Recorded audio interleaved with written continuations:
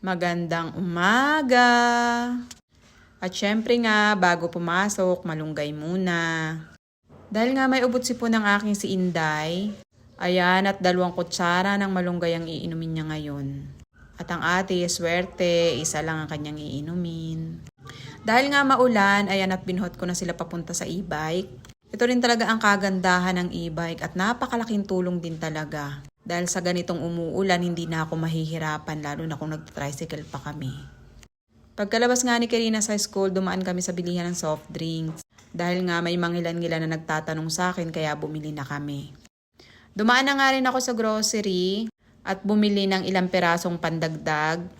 Kagaya nitong pansit canton. Dahil nga ang meron lang ako ay isang klase, yung chili mansi.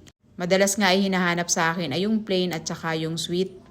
Kaya ayan, dinagdagan ko na at saka ilang perasong cup noodles. Bumili rin ako ng mantika dahil may naghahanap. Pagkatapos ko nga maiayos ay inayos ko na rin itong aking mga chichirya. Tinuruan nga rin kasi ako ng isang kaibigan kong mami na may tindahan na ihilera ko daw yung aking chichirya. I-stapler ko nga raw sa karton para nga naman makita ng maayos ng bibili.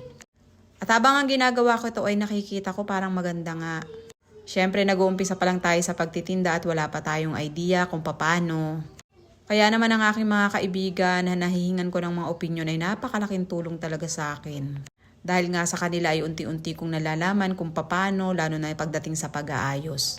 At syempre yung mga presyo na rin dahil talagang wala tayong idea dyan.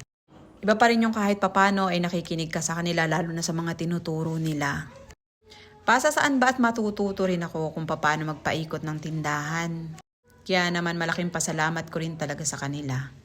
At ayan, meron na po akong kaunting soft drinks. At saka yellow meron na rin ako.